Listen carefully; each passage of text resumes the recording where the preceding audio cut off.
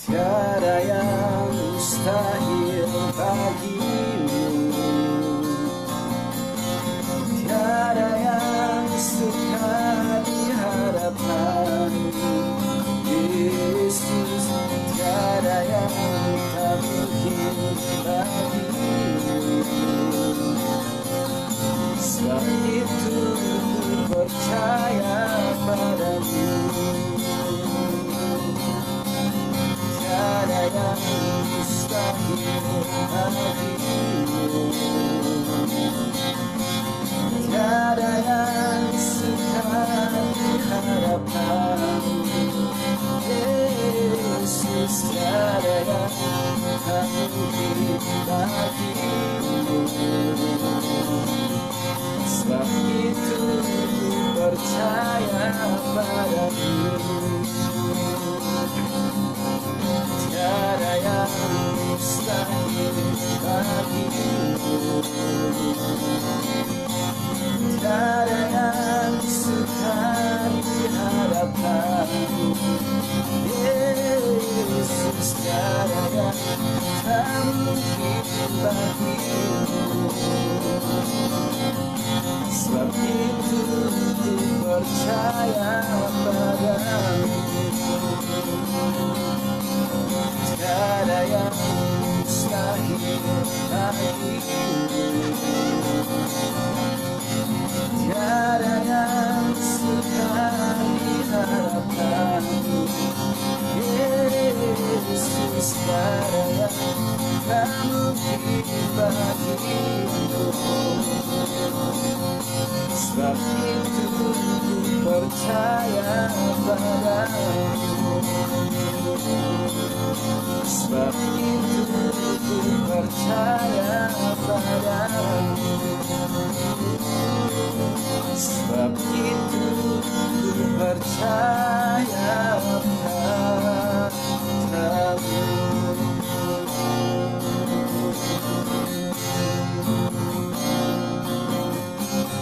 Tiada yang mustahil bagimu,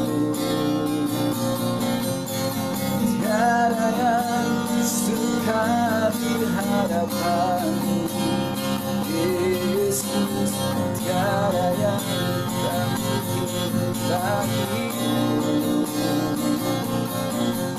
Sebab itu ku percaya padamu. Tiada yang mustahil bagimu, tiada yang sukar di hadapan-Mu, Yesus. Tiada yang tak mungkin bagimu.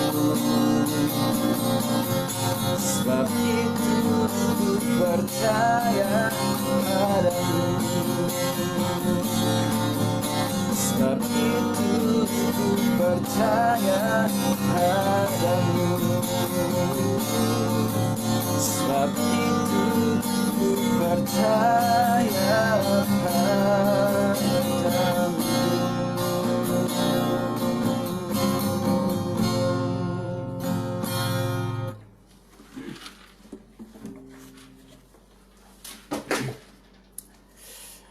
Haleluya, baik, shalom Bapak Ibu saudara sekalian dimanapun saudara berada. Saya sangat bersuka cita bisa berjumpa lagi pada sore hari ini, berbagi kebenaran, berbagi kehidupan, berbagi firman Tuhan, karena hanya itu yang saya miliki, yang dapat saya sharekan, yang dapat saya bagikan kepada Bapak Ibu saudara sekalian, dengan harapan supaya setiap Bapak Ibu yang menonton bisa mendapat berkat dari firman Tuhan, karena firman Tuhan adalah kehidupan, adalah roti hidup yang bisa mengenyangkan manusia rohani kita, manusia jiwani kita, sehingga firman Tuhan katakan kita tidak akan lapar lagi untuk selama-lamanya. Demikian juga firman Tuhan adalah air hidup. Jika kita minum daripadanya, kita tidak akan haus lagi untuk selama-lamanya. Satu hal yang sangat kita perlukan dan kita butuhkan dalam hidup ini, khususnya dalam masa pandemi virus corona ini, adalah kekuatan firman Tuhan. Sebab di luar firman Tuhan kita akan lemah. Firman Tuhan katakan bahwa di luar aku kamu tidak bisa berbuat apa-apa. Di luar Yesus kita harus akui bahwa kita tidak bisa berbuat apa-apa. Tapi bersama dengan Yesus kita dapat melakukan segala perkara. Nah, Bapak Ibu sekalian, sore hari ini saya akan bagikan kepada kita satu topik yang mudah-mudahan dibutuhkan oleh Bapak Ibu sekalian, yaitu 8 peluang di tengah pandemi, tentunya dari perspektif firman Tuhan atau dari sudut pandang firman Tuhan.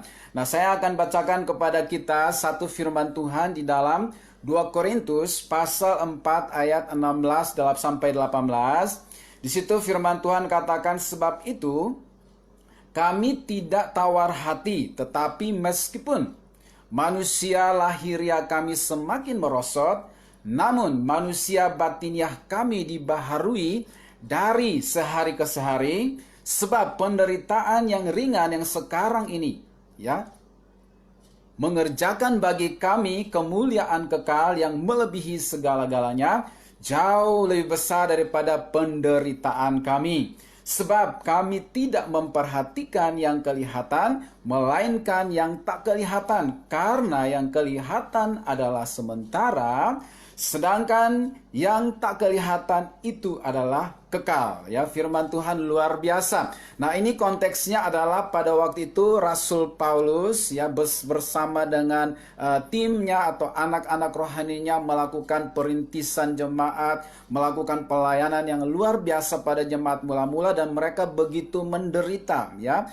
Rasul Paulus berkali-kali harus ditolak, didera, keluar masuk penjara demi Injil ya, saudaraku. Nah, tapi luar biasanya dalam kondisi yang ditolak, didera, keluar masuk penjara ya, banyak mengalami kekurangan, penderitaan, penolakan, tetapi dia bisa menulis ya firman Tuhan yang luar biasa seperti yang kita baca tadi ya, bahwa walaupun manusia lahiriah kami semakin merosot, namun manusia batiniah kami semakin dibaharui dari sehari ke sehari.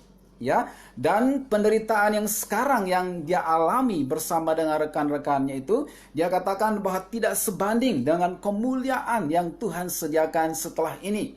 Ya, kemudian ya dikatakan juga bahwa karena apa? Mengapa mereka bisa stay strong, tetap kuat walaupun mengalami penderitaan begitu rupa? Rahasianya ada di ayat yang berikut. Di situ dikatakan, sebab kami tidak memperhatikan yang kelihatan, melainkan yang tak kelihatan. Karena yang kelihatan adalah sementara, sedangkan yang tidak kelihatan itu adalah kekal.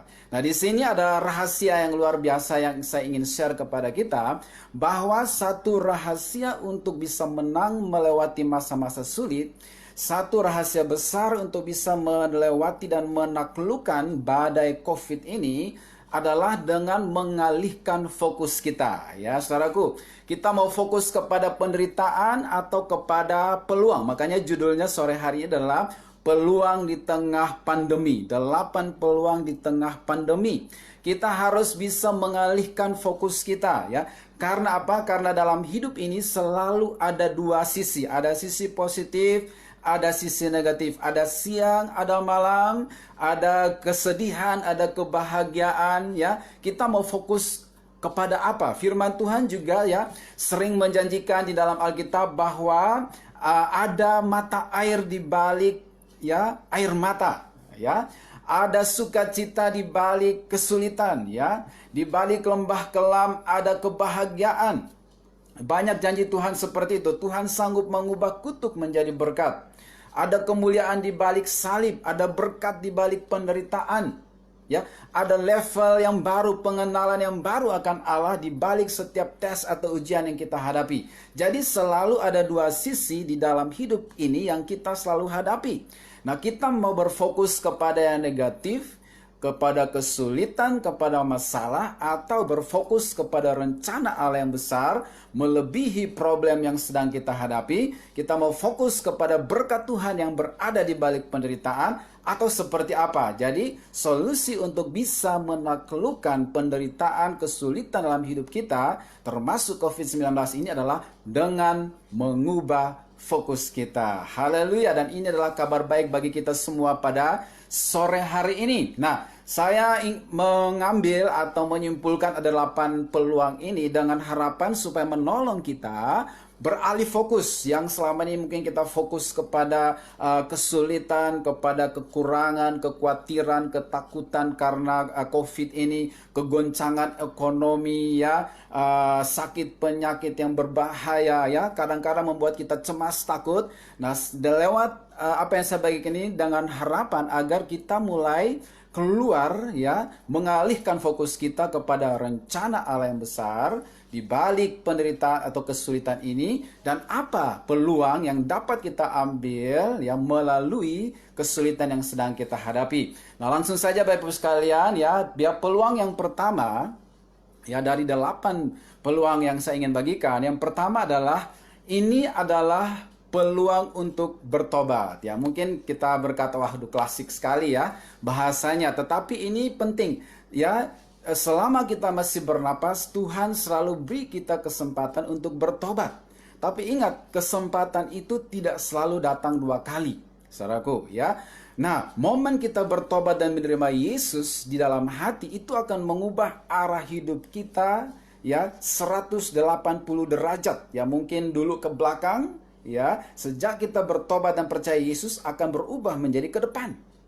Jadi jangan anggap remeh momen pertobatan, tanggal hari di mana kita mengaku dan mulut percaya dalam hati bahwa Yesus adalah Tuhan, itu akan mengubahkan secara radikal, secara total 180 derajat kehidupan seseorang. Karena itu ini adalah peluang ya. Kadang-kadang dalam situasi normal dan nyaman kita tuh cenderung lupa untuk bertobat, lupa akan firman Tuhan, lupa akan kebaikan Tuhan, lupa akan kasih Tuhan. Nah, lewat kesulitan ini adalah peluang ya, kesempatan yang Tuhan berikan kepada kita. Saya pernah katakan bahwa ini adalah altar call, panggilan Tuhan secara global kepada setiap manusia untuk sadar dan bertobat bahwa hidup ini sementara. Manusia itu diumpamakan seperti bunga yang mekar di pagi hari, lalu layu di sore hari. Seperti rumput yang tumbuh sebentar, lalu kena matahari kering. Saudaraku, ya, hidup manusia itu seperti uap yang sebentar kelihatan lalu lenyap. Apa artinya hidup ini tanpa memiliki Yesus, tanpa memiliki keyakinan keselamatan dalam hidup ini? Karena itu kita harus menerima atau memandang momen pandemi ini sebagai peluang untuk saya bertobat. Sekian lama saya jauh dari Tuhan, mengabaikan panggilan Tuhan. Ini adalah waktu yang terbaik bagi saya untuk bertobat, berseru kepada nama Yesus supaya saya diampuni dan saya diselamatkan. Nah, di akhir video ini nanti saya akan beri kesempatan bagi kita untuk berdoa dan menerima Yesus di dalam hati.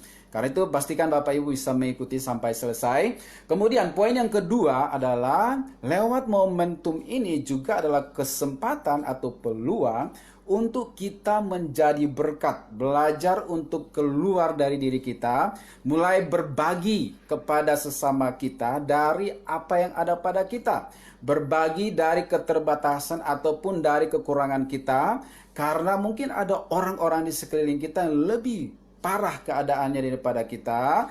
Maka ini adalah kesempatan untuk kita mulai melihat keluar. Selama ini mungkin kita melihat ke dalam, bagaimana aku mendapatkan, bagaimana aku ditambahkan, bagaimana aku diberkati lebih dan lebih lagi. Ini adalah peluang untuk melihat keluar, apa yang bisa kita buat bagi sesama kita, apa yang bisa kita sharekan dari apa yang kita miliki kepada orang-orang di luar sana yang mungkin kondisinya lebih memprihatinkan, yang mereka membutuhkan uluran tangan kita. Jadi ini adalah kesempatan untuk berbagi. Firman Tuhan katakan adalah lebih berbahagia memberi daripada menerima. Ada waktunya kita menerima, tapi ada waktunya juga kita harus belajar berbagi. Suatu saat ada seorang janda tua yang pergi ke rumah Allah, saudaraku. Kemudian Yesus memperhatikan bagaimana orang-orang pada waktu itu akan memberi persembahan kepada Tuhan. Dan janda ini, saudaraku, dia membawa uang, satu-satunya uang yang terakhir. Kemudian dia dengan ikhlas tulus rela memberikannya kepada Tuhan. Dan Yesus berkata, persembahan yang semacam itu yang berkenan kepadaku yang harum, persembahan model itu yang menyentuh hatiku. Kata Tuhan Yesus, ya adalah mudah untuk memberi di waktu kelimpahan. Tetapi bagaimana kita bisa memberi dari kekurangan, dari keterbatasan, itu nilainya luar biasa. Walaupun katakanlah nominalnya kecil, atau jumlahnya itu kecil karena kita juga terbatas, tetapi pemberian yang tepat pada waktunya itu nilainya itu berlipat ganda. Luar biasa. Dan firman Tuhan katakan bahwa siapa yang memperhatikan orang yang susah, dia memiutangi Tuhan. Jadi kalau kita lagi nolong seseorang yang lagi sangat membutuhkan dalam kesulitan, kita memiutangi Tuhan. Kita membuat Tuhan itu seolah-olah berhutang pada kita. Dan ingat dan percaya bahwa Tuhan tidak pernah berhutang dan Tuhan tidak pernah berdusta. Jadi ini adalah momen kesempatan untuk kita berbagi, belajar menjadi berkat bagi sesama kita, orang-orang yang membutuhkan.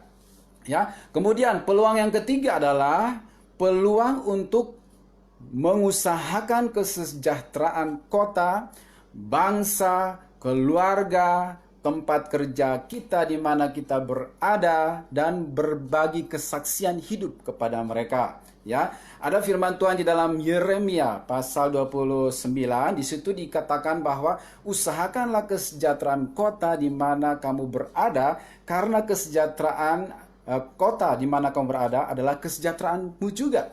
Kalau kotamu sejahtera, kamu juga sejahtera. Kalau bangsamu sejahtera, kamu juga sejahtera. Ya, kalau perusahaanmu sejahtera, kamu juga sejahtera. Hari ini ada banyak karyawan yang mengalami dirumahkan.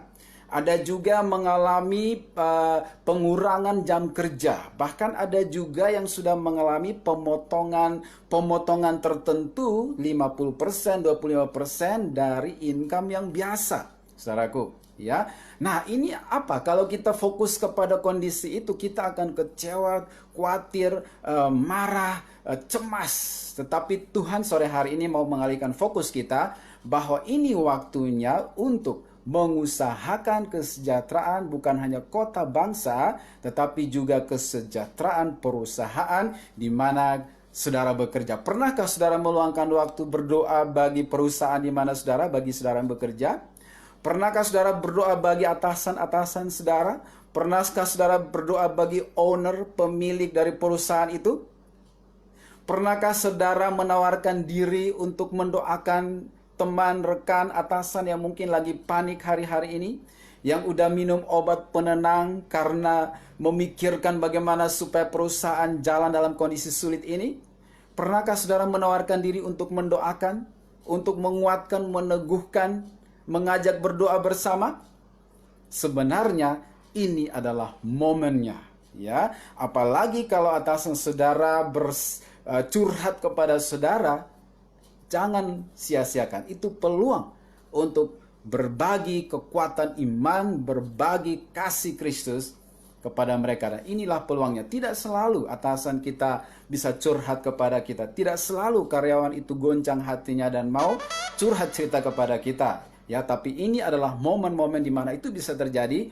Ambil itu sebagai peluang untuk mengusahakan kesejahteraan perusahaan kita, kota dan bangsa kita, kesempatan untuk berbagi kisah kasih sejati yang ada di dalam Yesus Kristus. Haleluya. Kemudian yang keempat, Bapak Ibu sekalian, ya, peluang untuk membangun kualitas hidup dan iman. Ya, saudaraku, iman seseorang itu akan teruji di masa-masa sulit. Kalau masa normal, saudaraku, ya, maka kita tidak dapat dengan pasti mengukur kekuatan rohani seseorang karena semuanya kelihatan baik, saudaraku. Hari Minggu ke gereja, hari Senin sampai Sabtu bekerja, semuanya sepertinya fine-fine. Tetapi dalam keadaan tekanan dan kesulitan seperti ini, kita akan melihat dengan jelas kekuatan iman seseorang. Jadi momen ini adalah kesempatan untuk kita membangun dasar fondasi iman kita supaya semakin kuat. Kita semakin memperdalam akar iman kita supaya tidak goyah dengan jalan percaya dan mengandalkan Tuhan Yesus. Tanpa kita sadari, Bapak Ibu sekalian, bagi Bapak Ibu yang mungkin bekerja di perusahaan kah atau di tempat tertentu atau yang sekolah, yang kuliah, ya, tanpa kita sadari selama ini walaupun kita berkata kita beriman, tapi tanpa kita sadari kita sebenarnya berharap pada kiriman orang tua atau pada gaji yang akan kita terima awal bulan, ya. Jadi misalnya kita berkata hidup oleh iman, tetapi kadang-kadang pikiran kita itu langsung lari kepada tanggal waktu gajian. Pada hari itu aku akan bahagia, pada hari itu aku akan membayar ini dan itu, melunasi ini dan itu, ya. Jadi iman sih, tapi sebenarnya pikirannya tuh larinya kepada gaji, ya. Jadi tanda kutip beriman pada gaji, beriman pada bonus, beriman pada insentif, beriman pada kiriman orang tua. Nah, hari ini mungkin kiriman orang tua macet, ya, bonus nggak keluar, ya, insentif tidak bisa diterima, ya, saudaraku, dan gaji dipotong. Kepada siapa lagi engkau akan bersandar kalau bukan Tuhan?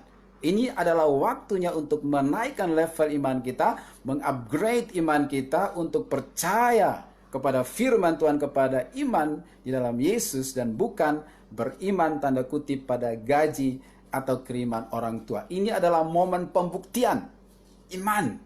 Seberapa saudara mengandalkan Tuhan, seberapa saudara percaya benar-benar bahwa Allah kita adalah Jehovah Jireh, Allah yang menyediakan. Ini adalah momen pembuktian kekuatan iman daripada anak-anak Tuhan. Haleluya, ya. Karena itu ambil lihat ini sebagai peluang untuk membangun kualitas hidup, kualitas iman kita di atas dasar apakah kita dibangun selama ini, ya. Kemudian yang kelima, ya, peluang untuk melakukan pelayanan, ya, model baru, pelayanan masa depan yang belum pernah kita lakukan sebelumnya. Saya sendiri sebelumnya belum pernah melakukan pelayanan model seperti ini, Bapak Ibu sekalian, ya. Tetapi sejak bulan kedua, ya, dari masa COVID, ya, saya menyadari bahwa saya tidak bisa terpojok oleh kondisi ini, karena firman Allah tidak terbelenggu. Beritakanlah firman Tuhan baik ataupun tidak baik waktunya, maka saya mengambil keputusan, komitmen untuk siaran langsung membagikan firman Tuhan dan berkat rohani bagi siapa saja yang rindu untuk mendengarkan, saudaraku, ya. Jadi kita keluar dari kondisi, bukan terpenjara oleh kondisi, karena firman Allah tidak terpenjara. Jadi ini adalah peluang untuk melakukan pelayanan model baru lewat media sosial, online streaming, ya, media sosial yang begitu merajai kondisi saat ini. Harus kita gunakan sebaik-baiknya supaya banyak orang dikuatkan, diteguhkan imannya, banyak orang boleh mendengar kabar baik, ya, kemudian timbul iman mereka dan mereka boleh menerima anugerah dan keselamatan, ya. Jadi ini adalah peluang. Lihat ini sebagai kesempatan peluang. Jangan lihat ini sebagai ancaman bahaya. Makanya sekarang ada muncul informasi baru, ya, the new normal, kenormalan yang baru. Kita harus terima ini sebagai, ya, sesuatu yang normal. Cuci tangan, pakai masker, jaga jarak, ya, karena kita tidak mungkin begini terus berbulan-bulan, bertahun-tahun. Kita harus menaklukkan kondisi ini, dan satu caranya adalah alihkan fokus kita bukan pada problem, tapi pada peluang yang dapat kita lihat, ya. Haleluya. Kemudian yang keenam, ya, ini juga adalah peluang untuk mengalami mujizat lewat iman dan mengandalkan Tuhan, ya. Semakin kita mengandalkan Tuhan, beriman kepada Tuhan, percaya kita akan mengalami mujizat. Ya, selama ini tadi saya sudah katakan, selama ini mungkin kita lebih takut akhir bulan daripada akhir zaman. Orang Kristen kadang-kadang lebih takut akhir bulan daripada akhir zaman, dan imannya adalah pada tanggal gajian, ya. Tapi sekarang waktunya adalah untuk mengalami mujizat, bergantung pada Tuhan, bukan pada bonus, kiriman dan lain sebagainya. Kita mulai membuka mata kita untuk mengalami mujizat-mujizat yang mungkin belum pernah kita alami sebelumnya. Kalau Bapak Ibu percaya, mengambil ini sebagai peluang untuk membangun iman, berdoa, membangun karakter, membangun kualitas hidup, saya percaya mujizat akan Bapak Ibu alami kapanpun dan dimanapun saudara, karena Tuhan tidak pernah salah alamat, ya, untuk mengirimkan berkat kepada saudara. Tuhan tidak pernah terlalu terlambat untuk menolong seseorang. Tangannya selalu cukup tersedia untuk menolong kita, ya. Haleluya, katakan amin, ya, bersemangat, ya. Kemudian yang ketujuh, Bapak Ibu sekalian, ya, ini juga adalah peluang untuk memulai usaha baru, ya, saudaraku. Bagi Bapak Ibu yang berbisnis kah, atau yang resign dari perusahaan karena kondisi ini, atau dirumahkan oleh karena kondisi ini, jangan patah semangat, jangan kecewa, jangan pesimis. Coba mulai berdoa dan temukan kreativitas baru. Siapa tahu lewat masa-masa sulit ini justru saudara menemukan model brand bisnis saudara yang akan eksis di masa depan. Saudaraku, banyak perusahaan besar telah tutup. Mereka mengevaluasi cara penjualan mereka dan semua beralih kepada online. Ini adalah suatu peluang kesempatan yang harus kita tangkap dan jangan terpuruk. Saudaraku, ya, ibu-ibu bisa mempunyai penghasilan dari dapur dengan cara apa? Membuat resep baru, di potret, di-upload, kemudian orderan datang, di GoSend, saudaraku. Jadi mudah, ya, masak, potret, upload. Ini model bisnis baru, saudaraku, ya. Jadi tangkap ini sebagai peluang yang Tuhan berikan. Alihkan fokus kita daripada problem kesulitan kepada peluang yang Tuhan sediakan. Ya, Bapak Ibu pasti tahu pendiri KFC, ya, Colonel Sanders, itu dia menemukan resep ayam tepung yang hari ini kalau kita makan di KFC begitu bangga dan menikmati. Dia menemukan resep itu di masa pensiun, di masa tua, banyak tagihan, banyak hutang, saudaraku, dan kondisi itu mendesak dia untuk berbuat sesuatu. Kemudian muncullah ide ayam tepung yang mungkin waktu itu belum ada, saudaraku. Ya, dan akhirnya kemudian waktu dia menawarkan ke rumah makan, restoran, semua rata-rata menolak. Tetapi dia tidak pernah putus asa, ya, sampai akhirnya ya resep ini bisa berhasil booming di dunia. Dan siapa sih yang nggak tahu KFC hari ini?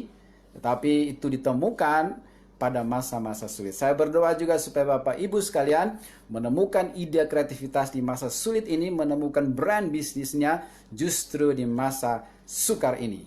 Dalam nama Yesus, amin, ya. Kemudian yang terakhir atau yang ke-8, ini juga adalah peluang untuk belajar menjadi bendahara yang baik, untuk mengelola yang ada supaya cukup dengan cara mengutamakan kebutuhan daripada keinginan. Ya, Tuhan ingin supaya kita menjadi bendahara yang baik. Karena segala sesuatu yang kita punya itu kita bukan owner atau pemiliknya. Kita ini manajer, pengelola. Tuhan yang menitipkan semuanya itu. Kita harus bisa kelola dengan baik supaya bisa dipertanggungjawabkan, ya. Kemudian kita belajar dalam masa sulit ini mengelola apa yang ada pada kita yang mungkin serba pas dan cukup. Ya, dan kita belajar untuk mendahulukan atau mengutamakan kebutuhan di atas keinginan. Keinginan harus kita tunda dulu karena itu tidak mendesak. Kita utamakan kebutuhan. Karena orang katakan bahwa bertahan hidup saja di masa sulit ini sudah anugerah. Karena itu kita harus utamakan, ya, kebutuhan di atas keinginan. Haleluya. Kabar baiknya adalah Bapak Ibu dapat menaklukkan pandemi COVID-19 ini hanya dengan satu cara, mengalihkan fokus kita. Ya, firman Tuhan tadi katakan, kami tidak memperhatikan yang kelihatan. Ya, karena yang kelihatan ini sementara, tetapi kami justru lebih memperhatikan yang tidak kelihatan, ya, karena yang kelihatan itu adalah kekal. Alihkan fokus kita dari problem, dari ketakutan, kecemasan dari pandemi ini, lihat rencana Allah yang lebih tinggi, dahsyat, dan mulia melebihi kondisi ini. Karena Tuhan dalam kita adalah umat pemenang, bahkan lebih dari pemenang. Tidak ada umat Tuhan yang dikalahkan oleh keadaan ini. Semuanya bangkit dan bersinar, bangkit dan bercahaya di dalam kegelapan, bangkit dan menjadi berkat, bangkit dan berbagi, bangkit dan membangun kualitas iman, bangkit dan mengalami mujizat demi mujizat, bangkit dan menemukan model bisnis brandnya di masa sukar ini, bangkit dan menjadi bendahara-bendahara yang baik, bangkit dan mengatakan, ini aku, selamatkan aku perlu engkau dalam hidupku. Baik Bapak Ibu sekalian, bagi Bapak Ibu yang belum pernah mengundang Yesus dalam hati menjadi Tuhan dan Juru Selamat, ini adalah kesempatannya. Ya, ikuti doa saya dengan bersuara, katakan, Tuhan Yesus, ampuni dosa-dosa saya, selama ini saya jauh dari Engkau. Sore hari ini saya sadar saya butuh Engkau. Ampuni dosa-dosa saya, sucikanlah aku dengan darah-Mu, layakkanlah aku. Dan aku membuka pintu hatiku, mengundang Tuhan Yesus, masuklah dalam hatiku. Jadilah Tuhan, Raja yang berkuasa dalam hidupku. Engkaulah Juru Selamatku dan Allahku yang kekal selama-lamanya. Terima kasih untuk salib-Mu, darah-Mu, kematian-Mu, pengorbanan-Mu, kebangkitan-Mu yang menjadi jaminan hidup kekal bagiku, jaminan pengampunan dosa dan hidup kekal bagimu. Aku percaya sejak hari ini ketika aku percaya dan mengaku dan mulut percaya dalam hati, menerima Yesus dalam hati, aku menjadi anak-Mu. Aku bukan lagi yang lama, aku bukan hamba dosa, tapi aku adalah ciptaan yang baru. Yang lama sudah berlalu, yang baru sudah datang. Haleluya. Puji Tuhan. Dan yang terakhir saya berdoa bagi Bapak Ibu sekalian, kiranya Tuhan memberkati kita supaya kita mengalami setidaknya 8 peluang ini dalam kehidupan kita. Tuhan Yesus, berkatilah mereka Bapak Ibu yang menonton live ataupun yang akan diupload ulang. Berkatilah mereka supaya mereka tidak berfokus kepada pandemi, kepada problem ini, tetapi mereka berfokus kepada rencana Allah yang tinggi dan mulia, kepada peluang-peluang yang mereka dapat tangkap untuk menjadi berkat, menjadi kesaksian, mengusahakan kesejahteraan kota, bangsa, keluarga, dan tempat kerja mereka, mengalami mujizat demi mujizat, membangun keimanan kerohanian mereka, dan juga belajar menjadi bendahara yang baik, dan juga menemukan peluang-peluang usaha yang baru dalam kehidupan mereka. Terima kasih Bapa, bagi Allah tidak ada yang mustahil, bagi orang yang percaya juga tidak ada yang sukar, tidak ada yang mustahil. Dalam nama Yesus kami sudah berdoa dan mengucap syukur kepada Bapa di surga. Haleluya. Katakan sama-sama, amin. Bagi Bapak Ibu yang punya kesaksian, boleh inbox kami untuk sharing dengan kami. Bagi Bapak Ibu yang butuh dukungan doa, silakan hubungi kami juga. Kami akan meluangkan waktu untuk berdoa dan mendengarkan Bapak Ibu saudara sekalian. Kiranya Tuhan Yesus memberkati kita sekalian. Haleluya. Amin.